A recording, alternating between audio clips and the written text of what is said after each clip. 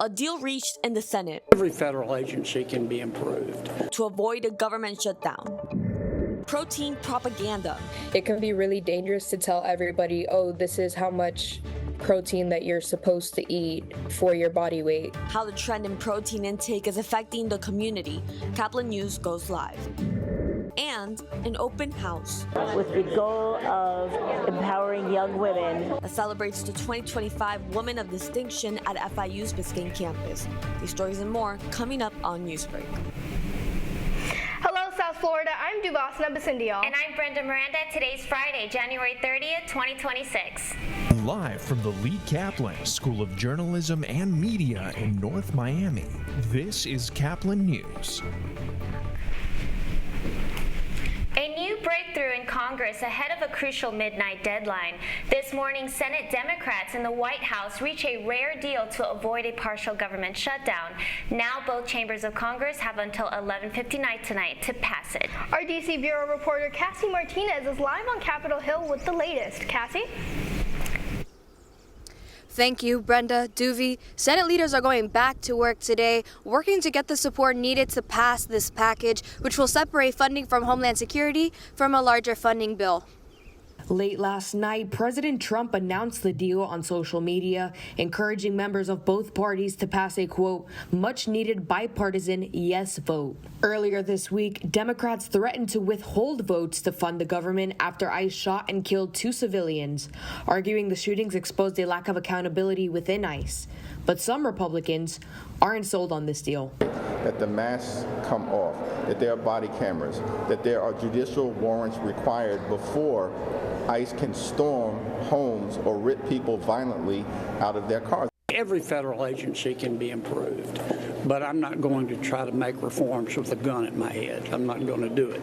If the bill doesn't make it to the president's desk by tonight, the partial shutdown means some federal workers could be furloughed and certain government services delayed, while essential operations continue.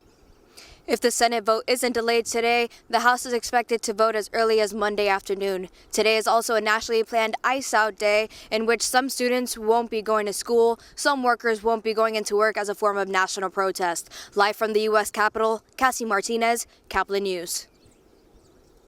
Mexico's president clashes with FBI Director Kash Patel this morning over the arrest of Ryan Wedding, the former Canadian Olympian accused of trafficking drugs into the U.S. and Canada. Mexican President Claudia Sheinbaum says the Mexican law enforcement did not work with U.S. officers and that Wedding surrendered. FBI Director Kash Patel says both countries worked together to capture Wedding. Wedding's attorney says he did not surrender and pleads not guilty to the charges. A Minnesota man is facing charges this morning after his attempt to break Luigi Mangione out of jail by impersonating an FBI agent. 36-year-old Mark Anderson arrived at the Brooklyn, New York detention center Wednesday, claiming to be a federal agent with a court order to release Mangione. When asked for his ID, he provided his Minnesota driver's license and was promptly arrested. Law enforcement says they are unsure whether Anderson has any connections to Mangione. Families are back home in South Florida today after being delayed on a flight due to a pipe bursting in a plane. Many were stuck at Bradley International Airport in Connecticut after the incident, which sent running water inside the plane. The flight was bound for Palm Beach International Airport. According to American Airlines, it was a weather issue, not a mechanical one.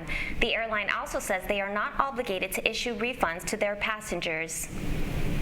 The Copenhagen Center opens a new space to support women in communication and honor a special guest. Caplin's Carla Carvalho has the full story.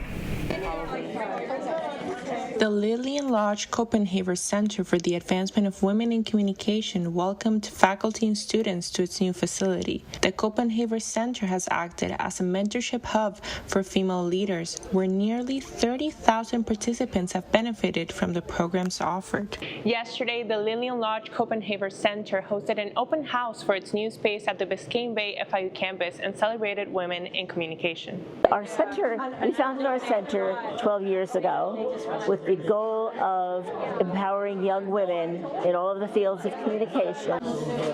A highlight of the event was the presentation of the Woman of Distinction Award to Dr. Diane Lynch, a seasoned leader in communication. I've always dedicated myself to the intersection of communication, leadership, and women's empowerment. I have tried in every role to build institutions and programs that reflect the values that the Copenhagen Center embodies so powerfully every day. The function also welcomed FIU Dean Brian Schreiner. But the Copenhagen, as Dr. Lynch said in her remarks, provides participants with the opportunity to develop their inner skills, not just a tip sheet, not just you should do this or follow these rules, but basically better understand who you are as a person. The Copenhagen Center plans to continue expanding its programs to reinforce female leadership in South Florida and all of the United States. For Caplin News, I'm Carla Carballo. We're officially a month into 2026, and many people are still trying to keep their New Year's resolutions on track. With protein showing up in everything from snacks to fast food, some are asking, is more protein really better? Caplin News reporter Valeria D'Souza is live from North Miami with more. Good morning, Valeria. Good morning. Now, with the new year already in motion, many people's resolutions are to eat healthier and become more fit. And one big factor to reaching that goal is to eat more protein. But with new changes to our dietary guidelines and food companies promoting more protein in their products, like Starbucks, for example, as you could see here, they just released their new protein cold foam that you could put in your latte or your matcha. Now, with these new changes, people can't help but wonder, how much protein should we be consuming? Food companies have contributed to the internet's buildup over high-protein diets. Companies like Dunkin' and Subway, and even Pop-Tarts that are easily accessible in grocery stores. I think the average person, when they look at nutrition facts of a certain product, they're kind of led by whatever the marketing kind of persuades them to go through.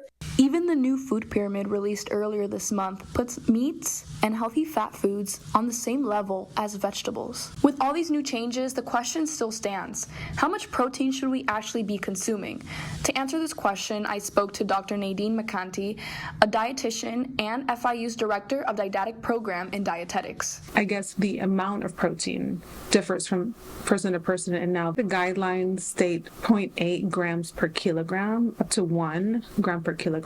So even though it's for the general public, we say it's for the general healthy public. She also recommends for consumers to pay attention to the nutrition labels on the back. The back is where they need to be looking at not only calories, but looking at total fat, including saturated fat, the added sugars. Anything that you see long ingredients, that means there's a lot of additives, a lot of things that really shouldn't be there.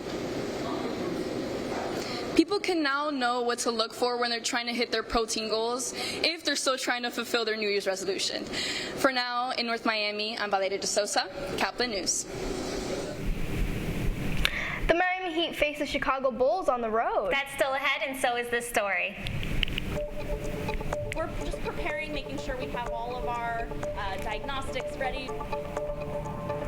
Sea turtles needing some help as the water temperature off of Florida's coast drops this week. Newsbreak will be back in 2 minutes. Last week, Brandon met a girl on a dating app. One day after work, he finally found the courage to ask her out. No answer. He started to panic. Was he being too pushy? Maybe it was too... Hey, sorry I didn't respond. I was driving. I would love to go on a date. How does tonight sound? Brandon tried to play it cool, but inside he knew. A girl so smart, so responsible. She must be a keeper.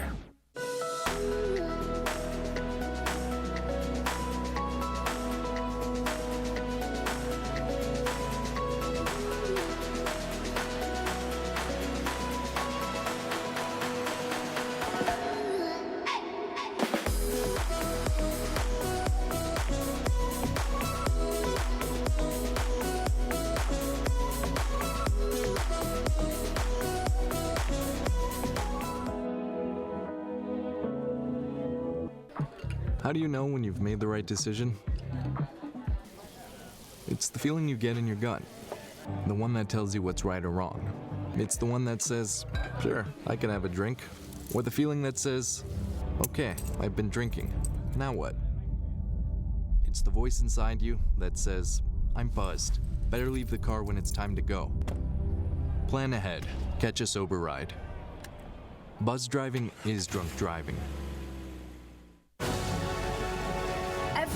Every day, millions of people are connecting. and even though we're overcoming obstacles, watching each other's backs, And banding together. we should still make an effort We should still make an effort. to get to know each other. On a deeper level. Father. Cosplayer, Mentor. actor. It's time we take a step forward. It's time we take a step forward. Come together And discover how accepting our differences can make us stronger.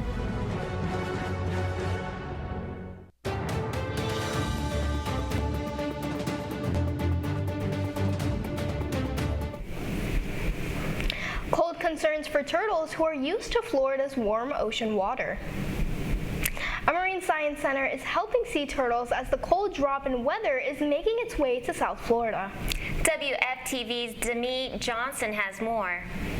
12 sea turtles are swimming in temperature-controlled water at the Marine Science Center after washing up on the sand. We watched hospital staff give this one fluids and clean him up. Turtles that have been sick or injured for a period of time at this point. And then the cold is that extra stressor that then brings them in and strands them. Temperatures in the Atlantic Ocean are in the low 60s right now, but they're expected to drop with the cold snap coming our way.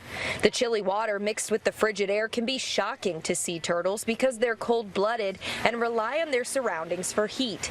Manager of Turtle Rehabilitation, Allie Bernstein, says the Marine Science Center typically sees about 150 turtles during the first 4 months of the year. We're just preparing, making sure we have all of our diagnostics ready, pool space available, and just preparing supplies in the event we do get an influx of turtles. Bernstein says beachgoers can be a big help this time of year by simply keeping an eye out for stranded turtles. They may appear lifeless, but they are often still with us and alive, and they do need care. Reporting from Volusia County, Florida, I'm Demi Johnson. The Miami Heat had a close game against the Chicago Bulls on the road last night. Miami scored the first points, but the Bulls did not go down without a fight, taking the lead briefly during the first quarter. The Heat stormed back, however, retaking the lead and never looking back. The final score was Heat 116, Bulls 113. The Heat come home to face the Bulls again tomorrow night at 8. You're watching Newsbreak, and we're coming right back.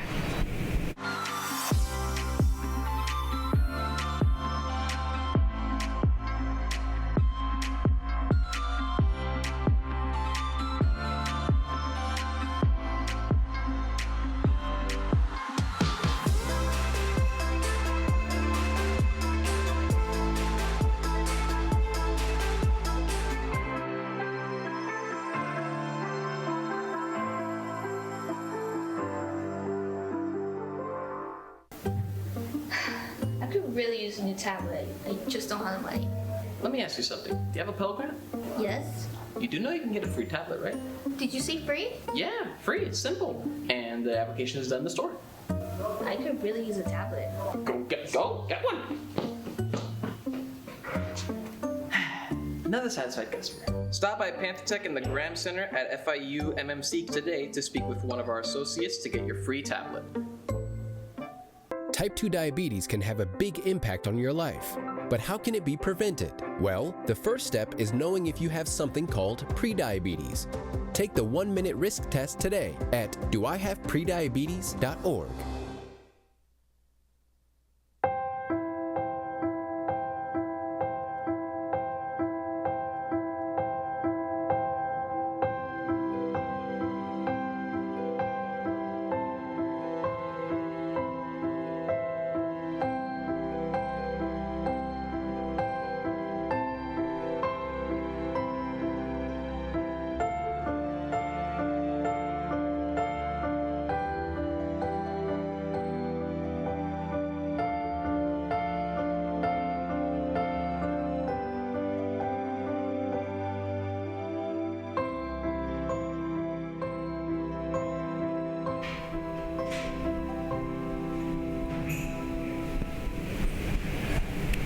All the time we have for Newsbreak. I'm Brenda Miranda. And I'm Devasna Basundi. I'll get more news anytime at caplinnews.fiu.edu.